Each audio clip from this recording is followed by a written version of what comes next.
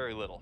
Absolutely, and he's definitely one of these consistent players that has been consistent over an incredibly long period of time, so can't go without mentioning him. We didn't really have a chance to mention Chovy. We always talk about Chovy, and I'm sure we're going to be screaming his name as the games come along, so don't worry, Chovy fans. As you'll notice, Yone is banned immediately, so DRX are also on the same page. There's no ignoring Chovy. There's certainly not. You know, I mean, it is a champion that, you know, given Chovy's history, you could even see it picked up in first rotation if it's left available. You see the Lilia ban come through here, interestingly, against Johan, and that means DRX probably going to prioritize jungle, potentially in the first pick, something like a Nidalee if left open. You see the ban onto the Udyr, so let's see, because, I mean, right now we're seeing a lot of teams move away from the Kai'Sa first pick on blue side because the Nidalee pick becomes so strong when left open. And Udyr has kind of been this mainstay ban, and his win rate is actually going up quite significantly in this week of play because I think a lot of Korean teams have really figured out how to play him well. It used to be kind of this niche pick that only Pyosik could do. Now it's permeated the entirety of this league. So this final ban here for Hanwha Esports is really going to give us, I think, the hint of where we're headed for DRX, because if they ban the Kai'Sa, you go for the Nidalee, you ban the Nidalee, you go for the Kai'Sa. Both strong options here for DRX. Yeah, and you mentioned the Kai'Sa first pick. We've seen so many teams now just immediately respond with Tristana, and it's been kind of a lane counter, and it's something that in the super late game just kind of rolls out of control. And so in that kind of facet, it has many different ways to counter the Kai'Sa. As Renekton is just going to be the first pick here, so you mentioned moving away from first pick Kai'Sa. Kingen, he gets the massage, he gets his first pick, and he gets a very strong one at that. Yeah, and this is not a champion, you know, he plays a great amount of, in fact. So a little bit surprised to see that. And in fact, looking at his stats, it is the first time he's playing it this season. And I think this is partially due to the fact that Morgan and Dudu, both players from Hanwha Esports, prioritize this champion so highly, you know, as highly as Gen G does. Likes to try to snowball that top side of the map with the jungle pairing there with Arthur. So this feels like more of a denial pick than anything else for DRX to start things off, and it does pair well with the Taliyah despite the nerfs. I do like this quite a bit, but the Nidalee is more stable at the moment, and that's going to be an old Pyosik favorite coming through. Yeah, Nidalee Renekton, a pair as old as, well, not as old as time, but certainly in recent times it has been extremely strong. Orianna here for Solka as well. I've seen, you know, drawings of the cat and the crocodile on the old Egyptian tablets. Wolf's did his research for this match. Some caveman paintings of it. As we are going to see, once again, this new style of play coming through. I mean, it's okay, I say it's new. It's not really new, but it's become popular again. There's a big resurgence of this Lucian mid that we're seeing right now in Korea to get lane priority, and it is so significantly making an impact on how the jungle matchup is working right now, especially with all the nerfs to like Olaf, for example. He's not as strong, and it feels like when you're up against something like a Nidalee, having that mid prio really limits what Nidalee is able to achieve outside of the top lane. I love the Xayah ban. Just immediately targets Bao. It's like, nope, you're not playing that into Kai'Sa. They may even go ahead and ban the Tristana next, just to, you know, because DRX has totally ignored the bottom side for now. And yeah, Lucian currently 7-1 as well in his matches. So he's been seeing a lot of success, and we saw it in their first game up against Dalmankia as well, where it was Chovy against Showmaker, and Chovy just totally took over the lane and just made it really difficult for Showmaker to even play the game. So yeah, it's definitely really strong. I mean, you have kill potential too against someone like Solka. I mean, there's definitely a possibility you get ahead in that lane, deny a lot of farm, and then you have the ability to force flashes or actually kill Solka just outright in the lane. So look at this. Look at the bans here too that we're seeing now for DRX. They got the Taliyah taken away from Johan. And in terms of options here, like you already have Lucian in the mid, so you're looking at an AP jungler probably no matter what. So, I mean, where do you even take this second ban? It's going to be against the Skarner. And now Johan is forced in this kind of awkward position where sure, you have the AP damage in the top side of the map, but I don't think you really want to play an AD jungle if you're Johan. So it's a little bit uncomfortable here. It's your debut match as well. And you're a little bit locked out of your pool. Yeah, imagine he like debuts on Evelynn or something. Yeah. They could flex the Gragas bot and then pick some kind of AP top. Or you just pick Karthus. I guess so. There you go. Okay. That's another debut champ right there. Good old Karthus. Well, I mean, it's certainly one that we've we've talked about a lot. I haven't seen it besides the one time he was picked here in the LCK. Very difficult to execute. He's got a very fast clear time. Against a Nidalee, it's a decent matchup there. So high pressure on this player right now. And this could have been planned from the beginning, given the bans and also the priority on the Lucian. So I don't hate this. Is looking like we're going to see some Senna here on the bottom side of the map. And we haven't talked much about Sion. How about we throw a Sion into the bottom lane? You think Becca's got that going on? Please not, Tom Kench. Oh, no. Oh, no! Okay. It's like the exact opposite of what I was thinking. Yikes. Okay. Well, I mean, it's certainly an interesting pick. Going to give you a little bit more survivability on the Senna. And she can look for extreme control of the lane with this Tom Kench pick. But it's something that I feel like falls off pretty significantly the longer the game goes on. Senna, if Senna does well in lane and gets a lead, that won't be as big of a deal. It won't matter as much. As we'll see, is this going to be... Yep, it is top Gragas, so Braum coming through here as well. Kind of a defensive measure here in the bottom side of the map. It feels like it's going to be difficult for Johan to do anything in this game but straight farm. And he might be able to have some extra kill pressure in the mid lane. That's something that, you know, Solka really needs to be careful of. Might even be able to avert a barrier because of it. It's interesting, too, because this is certainly a game where if they didn't have Lucian, this Karthus could have just been pummeled by Nidalee, right? We saw yesterday it was Syndra Nidalee against Skarner, and they just did not let the Skarner play the game, right? But because Chovy's going to have insane priority in the mid lane, Pyosik can't just kind of run off by himself against the Karthus. He can try, but it becomes more risky, and it's not as straightforward as what we saw yesterday. Yeah, especially because Kingen isn't going to have an insane lane priority on the top side of the map necessarily either, so it's going to be hard to kind of collapse in and control Johan on the red side of the jungle. So I'm curious to see how this Karthus pick works, because it might be a case of, okay, we're going to pick Lucian, they're going to have a lot of AP bans, this is something we've considered from the beginning. Maybe it's part of why Johan is in today, or it could just be a nice response here on the fly decision making from the side of the coaching staff here for Hanwha Esports. But I'm worried about it, right? I have a lot of question marks about how efficient it is going to be. Same thing to be said though about this Tom Kench pick on the bottom side of the map for DRX. A lot of this game is going to be decided by the jungles getting leads to the top or bottom side of the map, I feel, because otherwise this game feels very straightforward, and I'm a little bit worried about where Karthus fits into that, because he's the least straightforward part about it. Yeah, we'll just have to wait and see as we are hopping out of the rift for game number 1 of match 55, DRX against Hanwha Life. Very excited for this matchup because I feel like both of these teams are pretty similar in terms of play style. Yeah.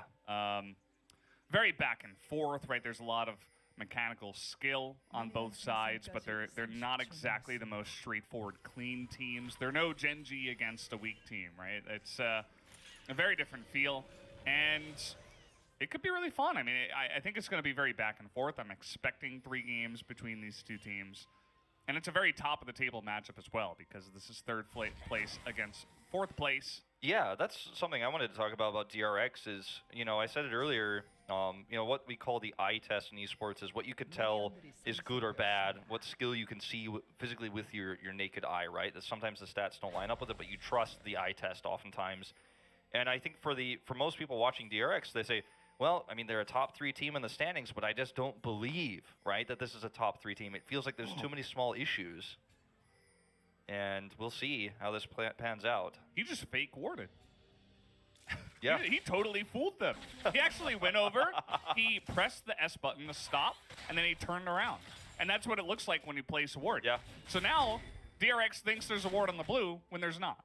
That's just a really cool little thing that you can do that a lot of players, obviously... It's next level. It's a very small thing, but it's really cool when you see those little things being paid attention to. Yeah, it's really going to make it so that the DRX thinks there's more information than there actually is. So this is going to be fasting Senna, it appears here. Interesting to see that once again. Becoming very popular nowadays, as this is, as mentioned, Johan's first game of the LCK. It's his debut. Played for Spear and then very recently Genji's Academy before being signed. Kind of a quiet pickup that no one was really talking about outside of Kesper Cup. He said he can fight better than anyone. Those are some fighting words if I ever heard some. Yeah, maybe farm better than anyone in this case. Might be the better way. Not going to see a lot of straight up fighting from this pick until maybe later on. You know, you mentioned the farming Senna. This is actually, you know, or not farming Senna, fasting Senna. It literally is because it actually did go the way of Becca. So it's pretty interesting to see Bao actually pick up the Tom Kench. Not generally what you see, just because Senna, even if you do play her as like fasting or support, she still technically plays as an AD carry. So you generally give that to the AD carry player. But in this case, they've just straight up swapped. Yeah, that's really interesting. And it's like, it's one of those things where you learn more about the support player's roles and what he likes to play outside of the support in general and like what his skill set is. Because this is kind of a weird one, right? I mean, Bao on Tom Kench, not a skill set that's related to anything he's played this season, right? And the same goes for Becca on this Senna. So really unusual to see this kind of pairing, but might just be this one specific champion he feels great at in the bottom side. He's practiced a lot, and they're going to trust him with a big risk, though. For sure. And, you know, I was talking a little bit about the prio with the Karthus pick and stuff. I feel like it's even more of like a next level pick because you're also playing up against Pyoshik, who in the early game literally just farms. Speaking of things that don't just farm, apparently Johan, he's looking for some Dark Harvest stacks. Doesn't look like he's gonna get any though. As a nice little, I suppose you can call it a gank, just comes in, spends a lot of time to go down there and actually try to pick that up. Doesn't fully work out. Nope. It's hard to make this work. Unfortunately, with the lanes that we have here with the Karthus pick, and you have priority in mid, like I was talking about before. And if you see Chovy kind of ult in, and you see Solka flash away and barely survive, like you could see Johan actually getting kills with his ultimate. But beyond that, like it's very risky to try to make a play happen on the top side of the map because you're such a squishy jungle that Kingen can punish if Dilly rotates up. So like, it feels very out of place. It feels good for the damage type, right? You wanted that AP jungle, but... And sure, you can match the farming of Nidalee and sometimes even outpace her, depending on the situation. But in terms of like kills, kill potential, it's just going to be hard to get those stacks, like you said. Yeah. You can see the win rate of Lucian against Orianna currently is 4-0.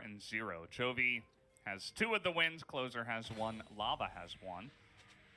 And especially into Orianna, it's just great. You know, you just put on so much pressure, and the Orianna is good at sustaining in the lane and surviving, but you see that she has to go for the arm guard to start. It kind of messes with her build. She's going to fall a little bit behind on the CS. These are just things that happen.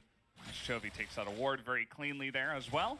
And by the way, yesterday we had 5 games, no Cloud Souls. Yes. Today we're starting with the Cloud Drake. We're going to keep the streak going as we will not have another Cloud Soul here. Yeah, it feels like as soon as there were enough tweets about it, enough, you know, like the joke was like almost dead. I was like telling you guys, like, guys, all right, we got to stop. Like, it just keeps happening, but I'm tired of hearing about this, you know? Like, it's not funny anymore. It's actually just kind of stressful. Yeah. But it feels like, you know, someone back at the good old Rito RNG button has flipped the switch again, as they do not know about Johan here. Oh, they're flashing forward, trying to get those concussive blows onto Bao, but just going to trade a couple of flashes, and you see that Pyoshik doesn't get in there either, so just trading a little bit of damage. The supports flash at each other as maybe a little bit of a fight over the Scuttle Crab, although it looks like Johan has got that secured at this point in time. Yeah, well, seemed like it. A lot of, you know, gold going to go over to a Tom Kench too. Champion that does very well when given extra gold. So, exciting to see how that's going to pan out, what he's going to build. He's got his Bomby Cinder already. He's just going to build Chem Tank. This is one spot where you can really pressure the Orianna. The back massage comes in, and Solka, you talked about getting the Orianna low. Lucian is pretty damn good at that. I mean, look, this is all you have to do. You get a flash. And then the next time you get a kill, this is what I'm talking about. It feels like Lucian needs to get we need to actually start considering putting Lucian back in the top 3 bans, you know, first ban rotation, because it feels like people forgot about what he's able to do into these, you know, blind pick control mages oftentimes. In this case, it was a response even. I'm just glad that it's not like an Azir response, right? We get that with Chovy where he actually has the confidence to pull out the Lucian mid. Not everybody does, but this is something you really have to consider when you play against Hanwha. Yeah, all the best players, it feels like, are really putting it into their wheelhouse again. And we know Chovy is so well versed on it. We saw it, his win rate was like in the 70s, I think, when it was shown on screen earlier. 70%, 7-3 actually. There you go. So, I mean, they got Solka's flash, and the next time this happens, if they get him low enough, you know, a Johan ult just finishes the job. And I was, you know, kind of jokingly saying earlier, like, does Solka build a verdant barrier here? I mean, I don't think you can. That'd be kind of ridiculous, especially into an AD matchup, but you might just straight up die, unfortunately, if Pioshik's not there for the assist. Yeah. The one item that will be really awesome on Orianna is the Zhonya's, because it counters both of them, right? Because you can have the extra armor and survivability against the Lucian straight up, but then you also get to Zhonya's the Karthus ultimate. So we'll see if he goes for some kind of Zhonya's rush. We've seen stuff like that before. Pioshik is going to get spotted here on the Rift Herald and gets denied it. Vista comes up first, and the way the bottom lane has been going, with double cull, by the way, on the side of Hanwha, they are really enjoying their time into both the mid lane and the bottom lane, and just having a great time so far. Yeah, in some of these team fights in the late game, I do feel like we're going to see a ton of value out of Senna because she's got such good range and such good poking power.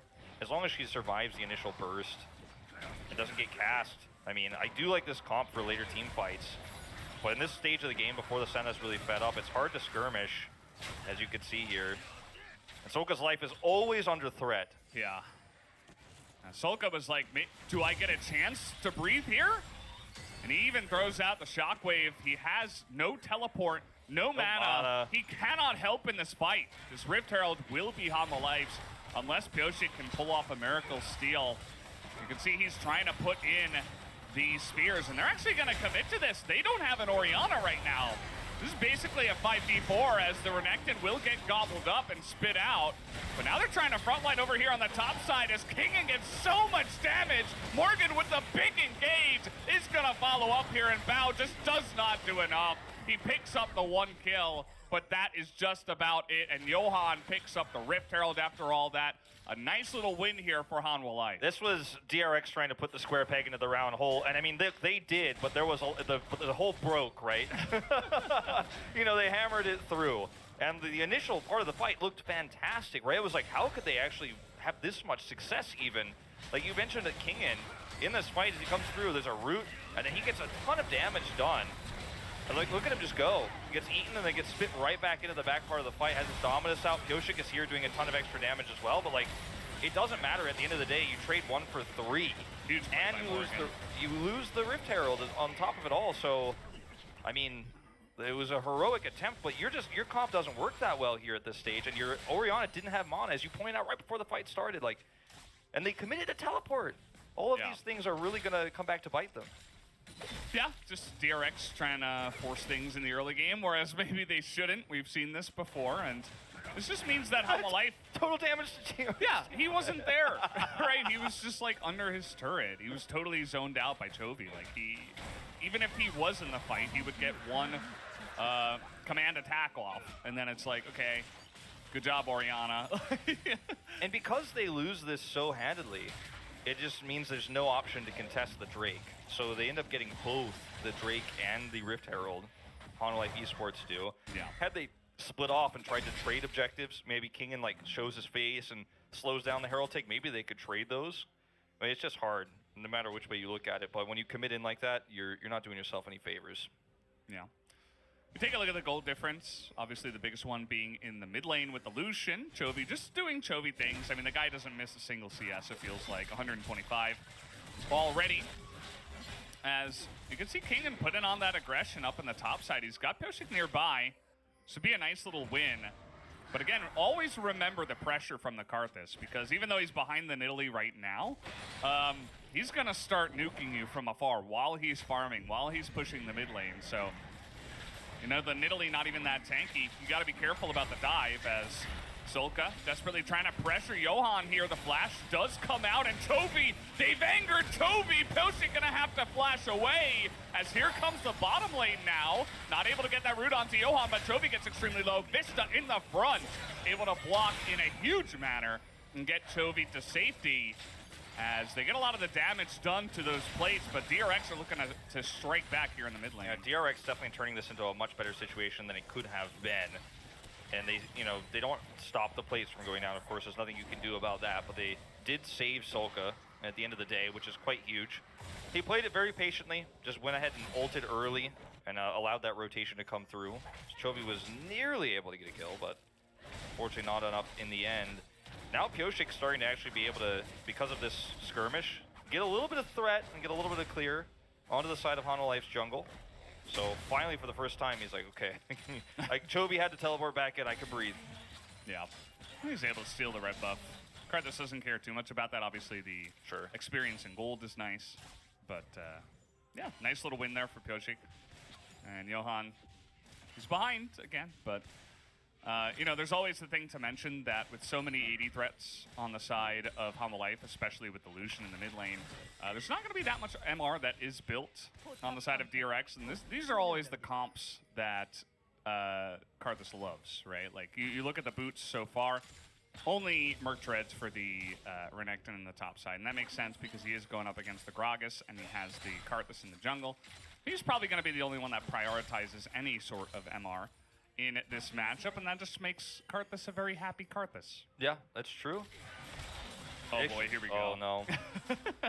You're just always under kill pressure. Yeah. Like, that's just how it is. And I mean, it's Chovy, but you're just going to be behind in CS too. Like, you're going to get denied experience, you're going to get denied CS. He's a level down at the moment.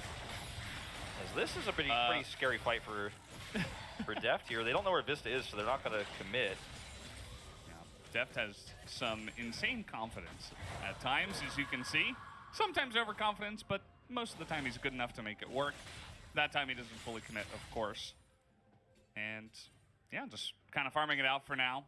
Obviously, the biggest amount of pressure with the Gale Force complete will be in the mid lane. Solka with no flash. He's just going to have to sit there and eat waves under his turret. And I can foresee that mid turret going down really soon. Pretty early in this game, for sure. Yeah. I don't think the second Rift Herald is going to even necessarily be involved there. Zbao did build a chem tank, as I was alluding to earlier. Kind of jokingly, but at this point, like, who's not building it? Of course.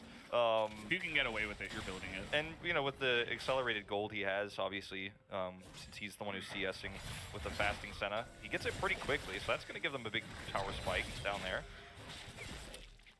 As Morgan is like, yeah, I know Pyosik's nearby. Just going to center this turret. A lot of minions, though. All right, they're going for it. Morgan has read this very nicely. He is going to flash away from the spear, but it looks like they should have enough damage, and there it is. The cast... One Spinorama is enough. Yeah, the cask, you know, just isn't enough. Pushes him away, actually. Not going to help. Because you got to ult the wave at this point if you're Solka. Yeah. It's like, give me some of those turret shots. Man, Solka! You're playing with fire, man! Here we go! Okay. Well, the Senna ult was late, but still, he is going to survive because of that shield. But look, this is exactly what I said from the beginning. Like, you almost kill him, but then Johan tries, right? And he does barely survive, even with the mistimed Becca ult there. But I love how this draft works for completely controlling the mid-game. As we said, Chovy gets the turret here, a ton of extra gold. No second Rift Herald required. And Hanwha Life Esports, with all of this control over the mid lane, you know, despite losing their top laner, they can easily just get a free Drake. Yeah. And what have we said so many times on this current patch is that the Drakes are so important. Like, when you have this much mid-priority, even though it is Karthus into Nidalee, it doesn't matter. You just get all the Drakes. They're winning all the fights. And here's this fight again. Yeah. The cask is used at the very last second, and it's just... It doesn't get Kingen into the wall there. If he had actually knocked him into the, like, right above the turret and stunned him into the wall, that little mini stun, maybe he trades back a kill. But that was really well timed for DRX, even though Morgan knew it was coming. Could not survive. There's a whole minion wave there, so he just can't clear it fast enough. Yeah. Man, you were talking about Lucian bans. I mean, How many bans is Chovy going to slowly make, like, permanent against him? Because Yone is already one of them. He also said in the interview right after, he's like, yeah, they can ban out Yone, but who cares? Like, I can play so many other champions really well. 12 this season, right? You know, Yeah. you and I were talking about this last week when we were casting him together. 12 champions he's played this season alone. It's pretty insane. It's so goofy to watch this. I mean, I would assume that's the most in the league, right? Chovy, for a mid laner. I think he's definitely at least top 3. Yeah. I don't have those numbers in front of me, so I can't confirm or deny. But especially with the mid meta being what it is, where it's like, okay, we have 4 control mages, and then Zoe shows her face every once in a while, and we get some tanks. That's I would assume he's on top. But I think so. I mean, I think that's a reasonable expectation to have. Well, you know, this game is certainly looking like the power that DRX doesn't have in this early game has been an issue in terms of objective control, obviously. And if they hadn't had contested that top Rift Herald, the first Rift Herald, I think they wouldn't be in as big of a deficit as they are. But still, less than 1,000 gold behind. Their composition does scale pretty nicely later on with Becca. So I don't hate where they are right now. I just wonder, where do we go from here if you're DRX? Like, which is the fight you're going to take next? This first Infernal Drake? Are you? I think so. Just every Infernal Drake is way too important. When you look at these 2 comps, it's like, imagine giving Infernal to Karthus, Lucian, Kai'Sa. Like, you can't even afford to do that, really, right? It's let alone Infernal Soul, because if they get 1, then they're on Infernal Soul points. Yeah. My concern is, like, will they be in a position to fight at that point? Oh no, Soka. Not even close. Saying it, he is going to get ulted again. And there you go, just a quick Dark Harvest stack. We do have the Leandries completed, of course, for the Karthus. And it's just going to get more and more scary every single time. Stridebreaker, by the way, for Kingen. I do like this. A little bit of extra gap closing. We've seen so many different variations of Renekton since the nerf to Sterox and Gore Drinker. Hold that thought. Kingen going in. All right, trying to get on top of Chovy here, but he doesn't have the damage to do it alone. He is going to get devoured here, but in goes the Kai'Sa, and a quick Acathian Rain is going to be the end of him. And Tom Kent's in this meta, not enjoying his life right now. He's just going to jump over the wall, flash rather, and get completely annihilated. You can't do this right before the Drake. Like, what are you doing? Now they're going to get vision control. I hate to say this about our top 3 team in DRX, but, like, play stupid games, win stupid prizes, right? Like, like, why would you fight there? Why would you have to take that skirmish? They thought they had enough damage to get a kill. And it almost feels like frustration more than anything else, right? Like, at this stage.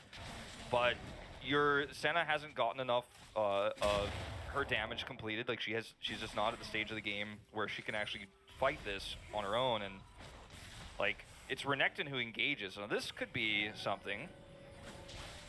Spear is on time, and Chovy's gearing up for a 1v2. Can he do it is the question. Dodges the shockwave, but the damage seems like too much. As the Zhonya's does get used there right at the end, just to make sure. As even Pioshik will put that respect in against that player. Now, that's a play you make, right? I mean, we said it was 90 seconds for the Drake. You can't make a mistake like that. It's going to cost you vision, but there was still a little bit of extra time to make that play happen on the top side of the map, and now more realistic chance to actually take this Drake, which would be the first objective they've gotten all game long, first major objective. Yeah, it'll be interesting to see just how much position they can get in here. You'll note that there's actually 0 warding from the side of Hanwha Life even after that win in the team fight. Chovy does have teleport, and I would assume that he's going to use it right onto that control ward, right as, okay, he's going to use it on the left side here. And they're just gearing up for a fight right away. Chovy's really fast. You can see him. He's, like, thinking about it, but not going to overcommit just yet. I mean, look at this. Bao does a decent amount of damage, actually. He's spoken as much as he can, and he is very, very survivable at the front line. Just going to chip. Okay. Johan nearly dies just to, I think it was a spear and a little chip away from the Senna. Morgan in an awkward spot here. Going to get slowed, and now that their Karthus is so low, it's not as easy for Hanwha Life to just walk straight over to the Infernal Drake And now it's DRX's chance to push down the mid lane. Yeah. I mean, how do you engage this if you're Hanwha Esports? You're so reliant on this cast. All right, that's going to be a huge amount of damage already. A lot of shielding on the side of DRX, right? They have the Senna ult and, of course, the Orianna. And Hanwha say, yeah, sure, take the Infernal. We'll take Baron. And let's see what DRX do to respond to this. It looks like they do want to fight this. They know, so they're just going to come over here and try to deny. But the clear time is pretty quick with this composition.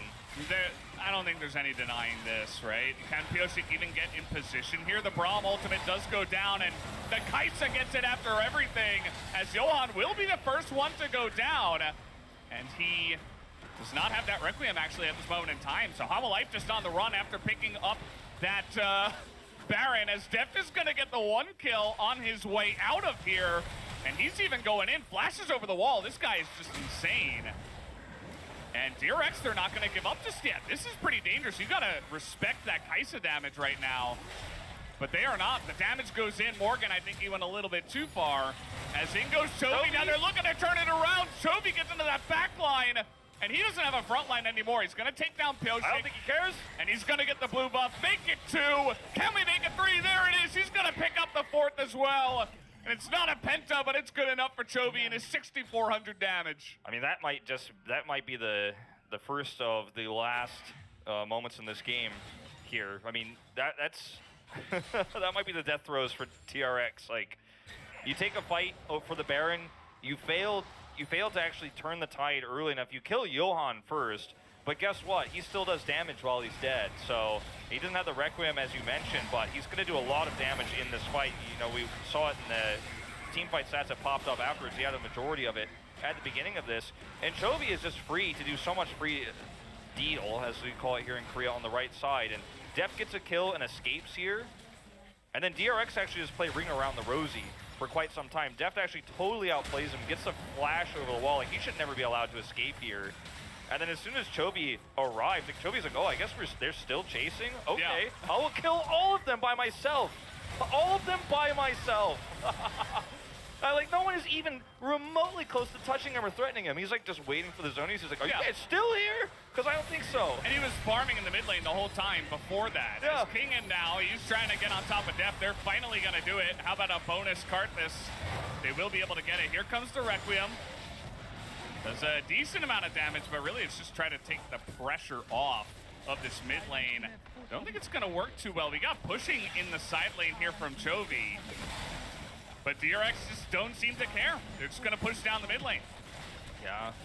I mean, this is going to be a trade that you're definitely happy with as DRX. Chovy doesn't have teleport. It's just going to take a turret and then head back, it looks like. DRX shouldn't be able to push an inhibitor. They're all very low. In fact, Chovy could take the long walk and try to trap them here if they stay too long. Yeah, it's interesting Chovy doesn't back at all, right? He has the utmost confidence in his team that, you know, Morgan has enough wave clear. And as you mentioned, he kind of just wraps around the back and it's like, oh God, Jaws is back. Like, you don't want to be anywhere near him, especially if you're Kingin right now. He is just unbelievably fed at this point in time. He has Flame Horizoned Solka already. It's so early on in the game, it just doesn't matter. Let's take another look at this, because this is what allowed DRX to make that play. Is Kingin actually has a long wraparound, Bao sets up the slow, and even with the stopwatch here from Def, there's nothing they can do about it. Solka's really nice shockwave there, actually. Was looking for 2, but he only gets 1, doesn't matter, because it's actually a kill on Def first. And they're able to take those 2 kills and push it into an inhibitor turret, but not the inhibitor, which is actually quite critical here for Hanwha Life, because it just allows Chovy to continue to free push here with Def. Oh God, wait, he's back. They can't stop him. They see Chovy and they just run away. He's almost 6,000 gold ahead of I almost said Showmaker. Solka here. Speaking of, yeah, I mean, you can't step forward onto this guy now. The only way you can engage onto this is if you get a really actual hard engage from the Renekton. Really nice poke coming out here, and okay, we just lose our Karthus just like that. That's the effect of Nidalee Senna combo, I suppose, onto a guy who is extremely squishy at this point. No Zhonya's on the Karthus, just going straight damage. Even though they've had this mid push in the fast track for so long, especially after, you know, they were able to wrap around there and take back control from that inhibitor turret push, they haven't been able to clear wards very well. And I think Johan just stepping pretty far over the line there. They had vision of where he was standing. So positional mistake into the wards. I mean, you can see them on the bottom part of your minimap right there, the wards that DRX do have in their jungle. So I think we'll take a look at this again. He is walking over a ward. Pyosik knows where he is, and it's just easy for him to full combo. And then boom, Becca's ult to close it out, seal the deal. That was a really nice proactive play from Pyosik there, given the vision. Oh no. Not again. He is just a nightmare right now for DRX. And yeah, I mean, he's basically 1v9ing this game. yeah, it's just the Chovy effect. This is why, you know, I mentioned we were going to be talking a lot about Chovy and probably screaming his name in the game a lot. And here we are, guys. I mean, you pointed out, like, when he came back and got that quadra kill earlier, he was farming. He was like, wait, they're still there. You know, like, it wasn't even a second thought. He was like, oh, okay, hold on, guys. I'll be right there. Yeah. He's like, do I have to deal with everything? Do I have to clean up all of you guys' mess? Okay. Yeah, and happily at that. He has the Flame Horizon completed. He's 332 to 226 at the moment. Yeah, he's been there for a while. He's just hanging out in Flame Horizon land. Yeah. And they already got one Infernal. 30 seconds until the next one. I mean, they already gave up one to DRX.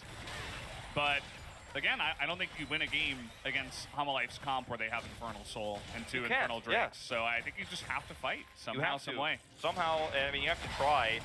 I mean, look at this teleport, the saddest teleport over here for Solka, because it's the only safe way you can rejoin quickly enough. They don't have any vision control over the Drake pit right now, so they have to try to, like, wave clear to get fast track.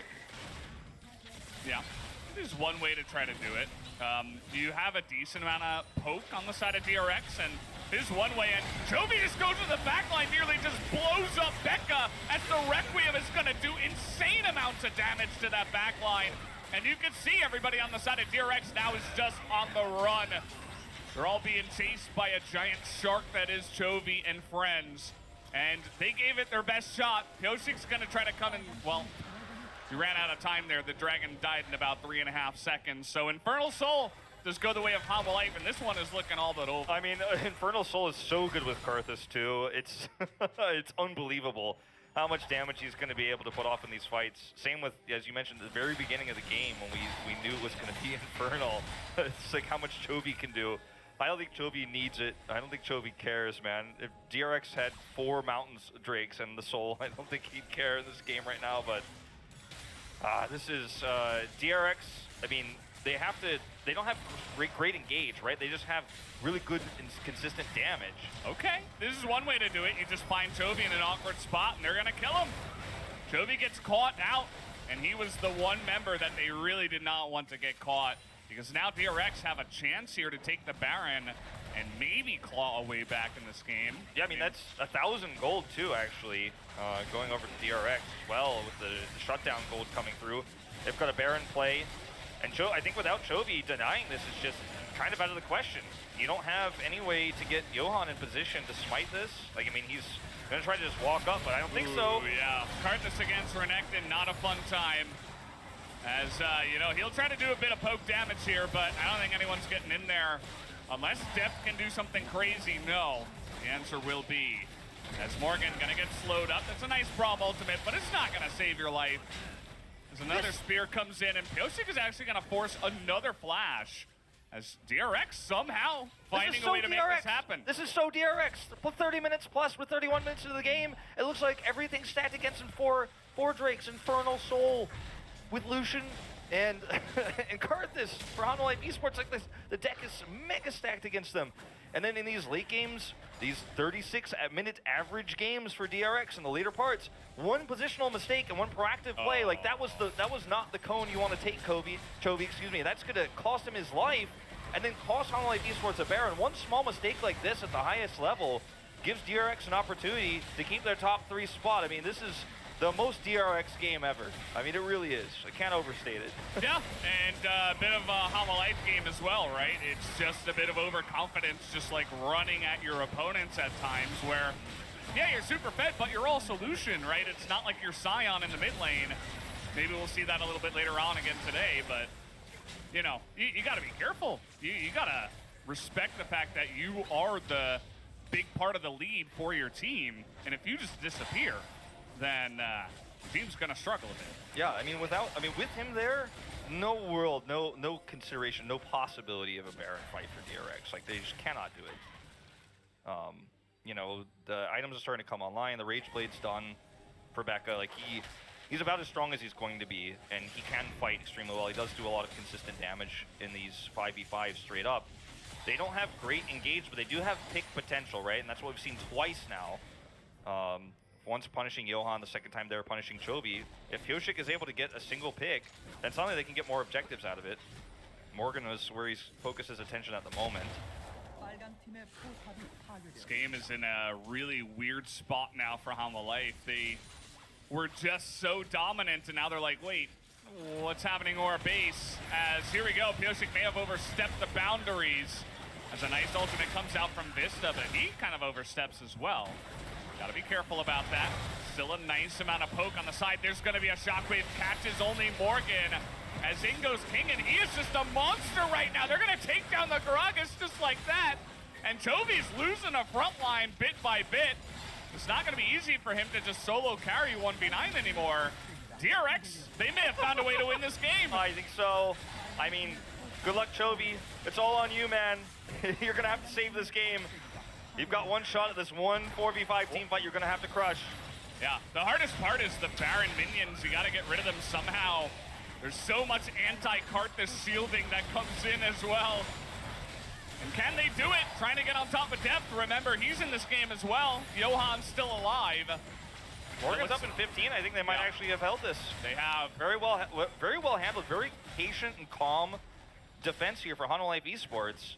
And now, I mean, this game could turn at any point. I will go as far as to say, even with 2 inhibitors down, I would put my money on Hanwha Life Esports winning this game.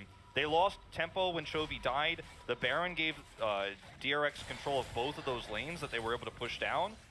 And then they, again, look for a proactive play onto Morgan to turn this fight around.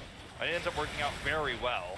Like, Morgan's out over here on the side. King is not even here, by the way, at the start of this fight. Just have to point that out. But when he does get here, the damage fall was real. He's the only one hit by that shockwave. If that hits more people, we're probably going in the windscreen. We're actually looking at DRX and the team house right now, but it doesn't. Yeah. So they get a chance to survive here, but don't make no mistake. I feel like in a straight up team fight 5v5, if we do get one of those on this Elder Drake here, I favor Hanwha Life Esports in a 5v5. Now, getting to that Elder Drake is very difficult because of the 2 inhibitors that are down, pushing those through, and then getting to that 5v5 team fight is not going to be easy. But if 10 players stand around that pit, I think that Hanwha Life Esports still have the favor. Yeah, to take it. Well, we'll have to wait and see how these fights actually go down, because the late game comp from the side of DRX is still incredible. They're trying to turn this one around. Pyosik nearly just dies as King has to frontline, but down goes Pyosik, and that's a big shockwave. He does get depth, but with so many threats on the side of Hanwha Life still, I'm not sure that DRX have this fight. In goes Chovy now. He's found his way. The Requiem comes in, and Solka gonna take an immense amount of damage, but the most important thing is that they actually survive. But with the Elder Drake up, I think Hanwha Life should be able to get it. I don't think Solka can stop this. There's just no way. I mean, obviously, Bao isn't gonna be able to do anything here. In this game, like I said, I mean, my money's on Hanwha Life Esports taking this because they've showcased in every straight-up fight that they have the better team fighting composition, despite Kingan's heroics, which we're going to watch here again. As he just does a lot of damage, he has his Guardian Angel available, so he can res back through in these fights. You see Morgan actually joins this fight very late as well, which made me very nervous, but Pyosik is already out. Like, this is basically a 5v4 because he dies instantly after his Zonias. Res comes through, the shockwave is there, but where's that follow-up Q from Kingan? He died, so he didn't get it in time. Johan has the ability to survive here, and then from this point on, there's just way too much damage out for Chovy. Chovy is ready to 1v3, so yeah, run away. And now, like, they have the Drake as well, the Elder Drake. They can use that to take this Baron. DRX All they had was minion control with the Baron buff. They called them the inhibitors, right? The inhibitor control they have. That's all they have here. As they're just going to take this Baron down the second it spawns, they're already ready for it. DRX can't contest. They could try to go for a base raid. Look at how fast it dies. It's like 4 seconds. Down it goes. As you mentioned, yeah. Easily these objectives are Hanwha Life's. And this is, you know, we used to have a problem in the LCK where we were having 95-minute games, right? Riot designed this combo specifically at around 40 minutes with the Elder buff and the Baron buff. This is how you end games 100%. Like, it's supposed to be kind of a fail-safe where it's like, okay, we're no longer having insane late games. This is how you end the game. And Hanwha Life kind of, they put Exodia together in League of Legends, right? They have all the pieces. Now, they only have 50 seconds left on the Elder buff. They weren't able to just go straight from buff to buff, but I think this is where you push and just try to end the game as fast as possible if you're Hanwha Life. Because yeah, I mean, DRX, like I was saying, like they were pinging, like there were some on-the-way pings and some request pings. Like maybe we could try to, when the Baron is going up, like try to force them to back. But like they have such, I mean, we're at this point of the game and the damage output's so real that they could clear Baron in like less than 5 seconds. So, I mean, now you don't have that opportunity to base race. You have to just defend against double buff. Elder goes down in 20, so hold on for a second if you can. Now they're just gonna get on in there. Morgan catches the catfish and down he will go, executed immediately. And guess who loves Elder buff? It's Karthus. He's looking for it. As in fact, Morgan will steal another kill there. This is just looking pretty inevitable. Hanwha Life, it looks like, even though they were on death's doorstep, they have found a way to make the game rightfully theirs. As Def is not going to do anything crazy. He's going to be able to get away. Down will go the Nexus, and Hanwha Life will win game number 1 in